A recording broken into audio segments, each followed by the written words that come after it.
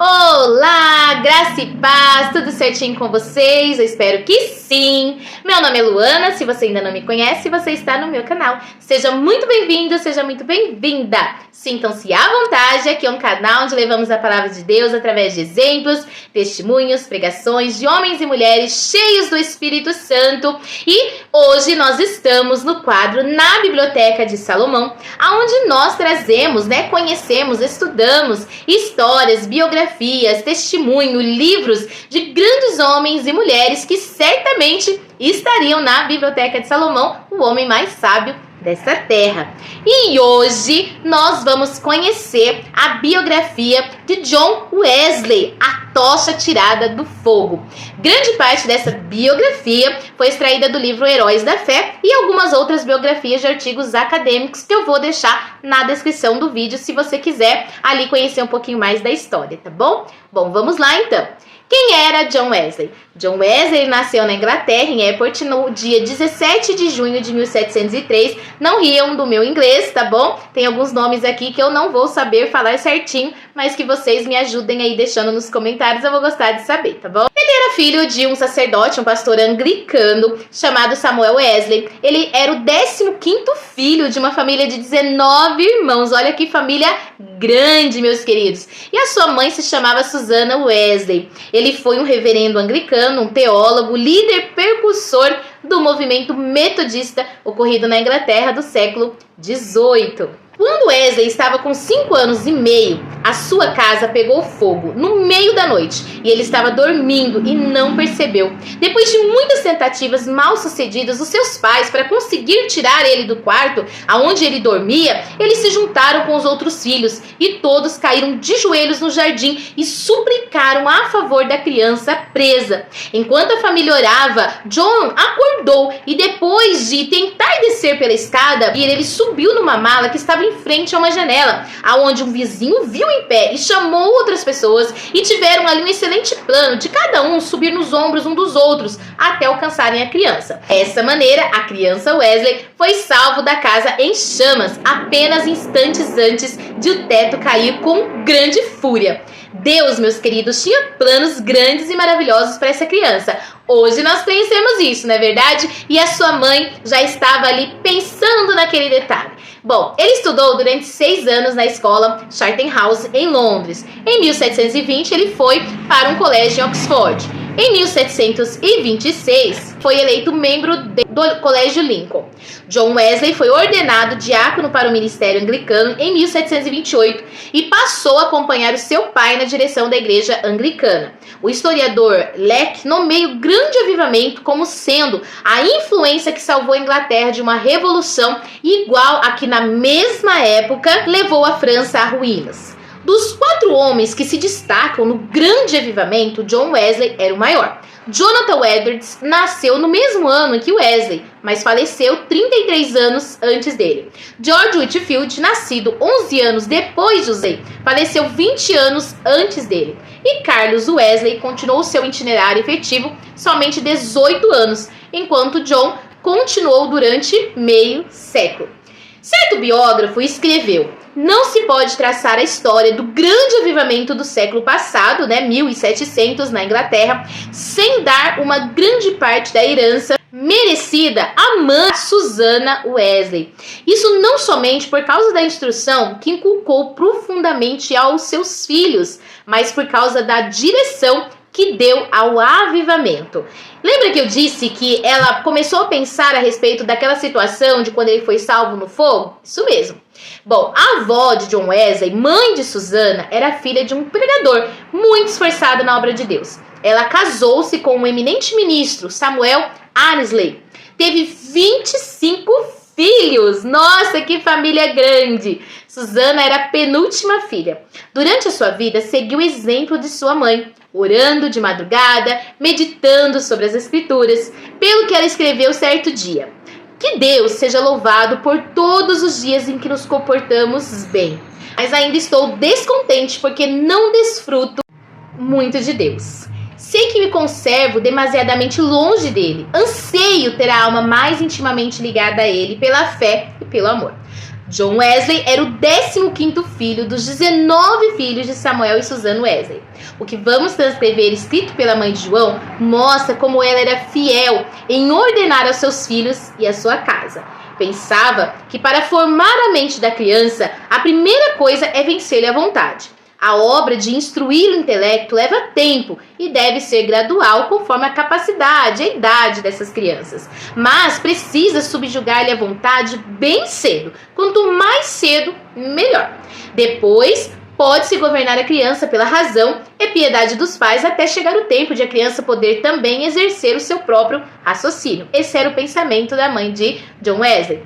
O célebre comentador da Bíblia, Adam Clarke, escreveu acerca de Samuel e Susan Wesley e seus filhos. Nunca li, nem ouvi falar de uma família. Não conheço e nem existe outra desde os dias de Abraão e Sara, de José e Maria de Nazaré, a qual a raça humana deve tanto.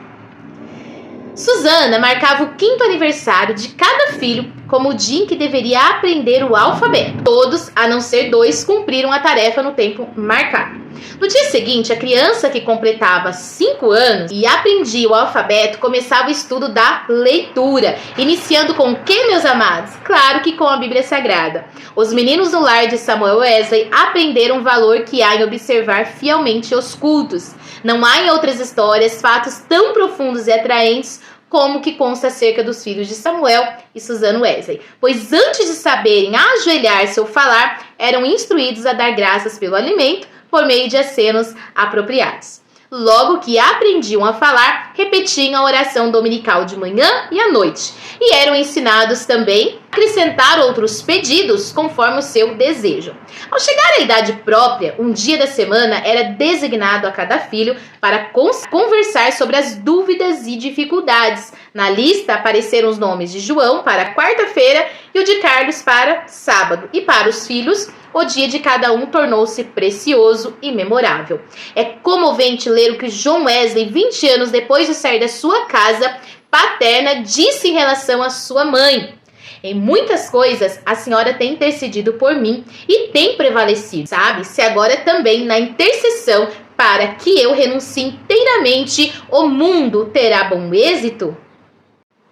Sem dúvida, será tão eficaz para corrigir o meu coração como era então para formar o meu caráter. Depois de espetacular salvamento de João do incêndio, como eu já disse para vocês, a sua mãe ficou profundamente convencida de que Deus tinha grandes planos para o seu filho e então resolveu firmemente criá-lo para servir e ser útil na obra de Cristo. Susana escreveu essas palavras nas suas meditações particulares. Senhor, esforçar-me-ei mais definitivamente em prol desta criança, a qual salvaste tão misericordiosamente. Procurarei transmitir-lhe fielmente ao coração os princípios da sua religião e virtude. Senhor, dá-me graça necessária para fazer isso sincera e sabiamente, e abençoa os meus esforços com grande êxito. Nunca se omitiu o culto doméstico do programa do dia, no lar de Samuel Wesley. Fosse qual fosse a ocupação dos membros da família ou dos criados, todos se reuniam para adorar a Deus. Na ausência do marido, Susana, com o coração aceso pelo fogo dos céus, dirigiu os cultos. Conta-se que certa vez, quando ele prolongou a ausência mais do que costumava, 40 pessoas assistiram aos cultos no lar dos Wesley, e a fome pela palavra de Deus aumentou a ponto de a casa ficar repleta das pessoas da vizinhança. Assistiam os cultos. A família de Samuel Wesley vivia rodeada de pobreza, mas pela influência do Duque de Buckingham, conseguiram lugar para John na Charterhouse, em Londres. Assim, o menino, antes de completar 11 anos, deixou a atmosfera fragrante da oração ardente para enfrentar as porfias de uma escola pública. Contudo, não cedeu ao ambiente de pecado de que estava rodeado. Conservava também as suas forças físicas, obedecendo fielmente o conselho de seu pai, que corresse 3 vezes de madrugada em redor do grande jardim de Charterhouse. Tomou uma regra por sua vida, dali em diante, manter o vigor do seu corpo. Aos 80 anos, apesar de seu físico franzino, considerava coisa insignificante andar de a pé 1,5 léguas para pregar. Conta-se um exemplo de influência que João exercia sobre os seus colegas de Charterhouse. Certo dia, o porteiro sentiu falta de alguns alunos no terraço do pátio, em uma das salas congregados em redor de John. Este contava-lhe histórias instrutivas, as quais atraíam mais do que o recreio. Acerca desse tempo, John Wesley escreveu: eu participava de várias coisas que reconhecia como sendo pecado, embora não fossem escandalosas aos olhos do mundo. Contudo, continuei a ler as Escrituras e a orar de manhã e à noite. Baseava a minha salvação sobre os seguintes pontos. Primeiro, não me considerava tão perverso como o próximo. Conservava a inclinação de ser religioso. Lia a Bíblia, assistia aos cultos e fazia oração. Depois de estudar 6 anos em Charterhouse, Wesley cursou em Oxford. Tornou-se proficiente no latim, grego, hebraico e francês. Mas o seu interesse principal não era o intelecto. Sobre este assunto, ele próprio escreveu: comecei a reconhecer que a religião verdadeira tem sua fonte no coração. Reservei 2 horas todos os dias para ficar sozinho com Deus. E ele se esforçava para levantar-se todos os dias 4 horas. Por meio de anotações que escrevia diariamente de tudo o que fazia durante o dia, conseguia então dar conta do seu tempo para não desperdiçar nem sequer um momento. Continuou a observar este costume até quase o último dia da sua vida. Certo dia, quando ainda jovem, assistiu a um enterro em companhia de um moço e, imagine vocês, conseguiu levá-lo a Cristo, ganhando assim a sua primeira alma para o seu Salvador. Com 24 anos de idade, depois de um período de oração, foi separado para o diaconato. Enquanto estudava em Oxford, juntava-se ali um pequeno grupo de estudantes para orar e estudar as Escrituras diariamente, jejuar quartas e sextas e também visitar doentes, encarcerados, confortar criminosos, na hora das suas execuções. Todas as manhãs e todas as noites, cada um passava 1 hora orando sozinho. Nas orações, paravam de vez em quando para observarem se estavam orando com o devido fervor. 3 dos membros deste grupo, mais tarde, tornaram-se famosos entre os crentes. John Wesley, que talvez tenha feito mais que qualquer outro para aprofundar a vida espiritual, não somente de então, mas também do nosso tempo. Carlos Wesley, que chegou a ser um dos mais espirituais e famosos escritores de hinos evangélicos. George Whitefield, que se tornou comovente pregador ao ar livre, o príncipe dos pregadores. Naquele tempo, sentia-se a influência de John Wesley em muitas partes das Américas, e hoje ainda é sentida. Contudo, passou menos que 2 anos neste continente, e isso durante o período de sua vida, quando se achava perturbado por causa de algumas dúvidas. Aceitou a chamada para pregar o evangelho aos silvícolas na colônia da Geórgia, desejoso de ganhar sua salvação por meio de boas obras.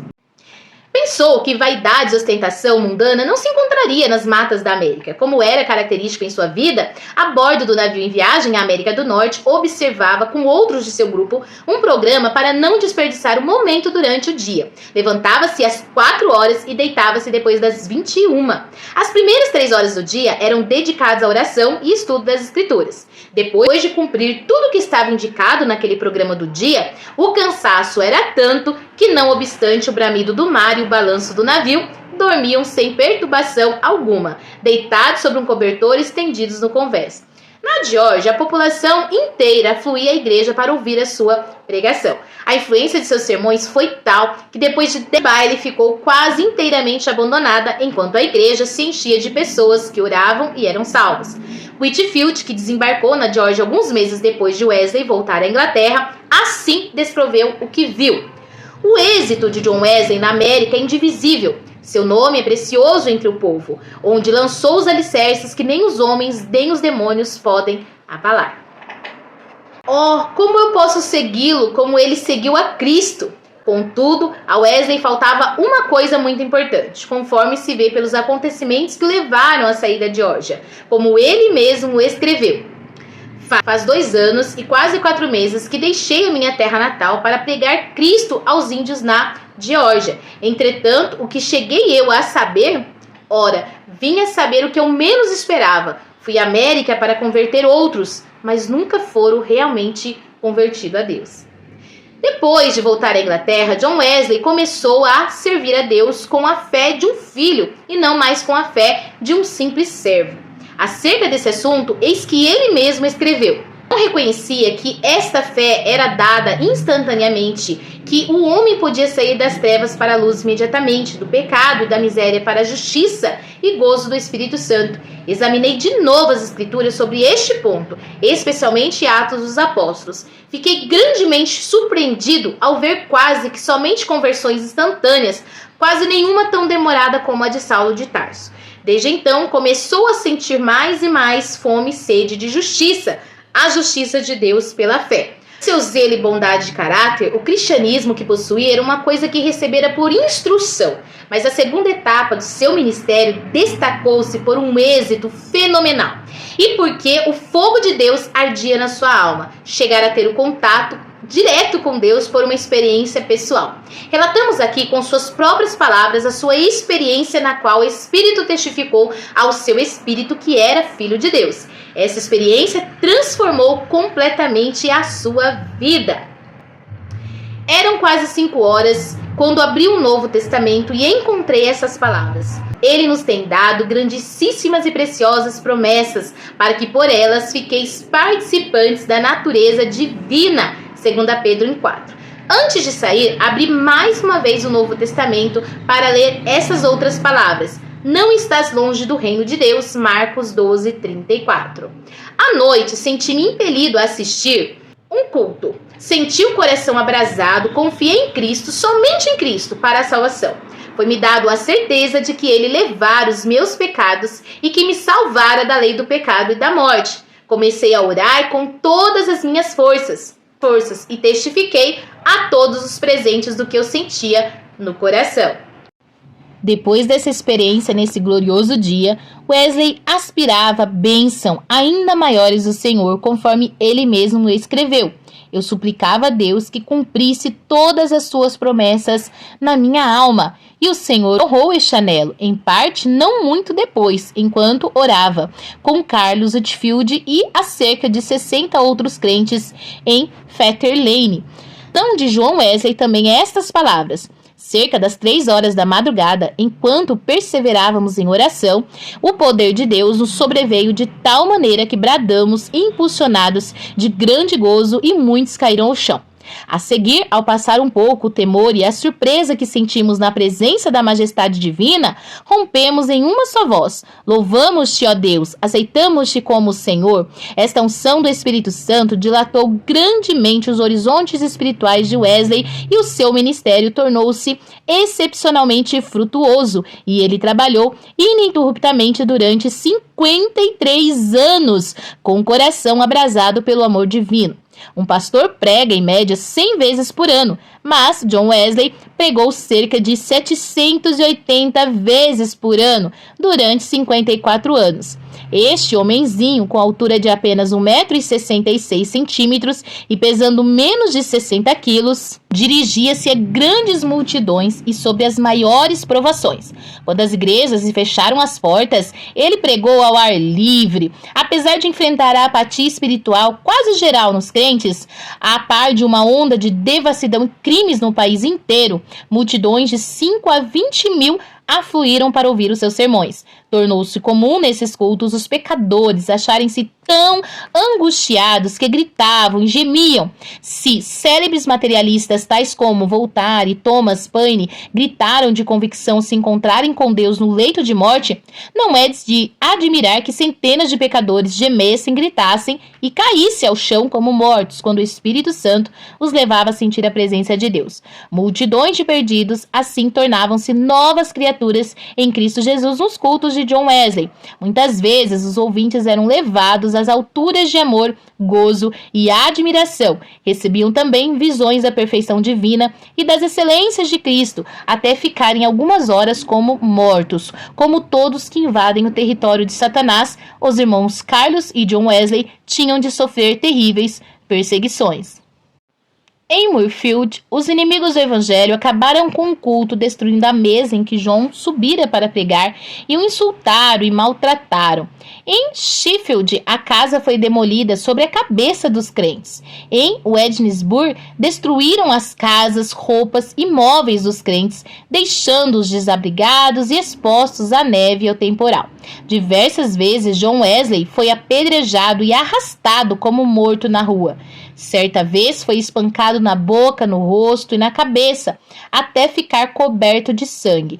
Mas a perseguição da parte da igreja decadente era a sua maior cruz. Foram denunciados como falsos profetas, paroleiros, impostores, arrogantes, homens destros na astúcia espiritual, fanáticos e por aí vai.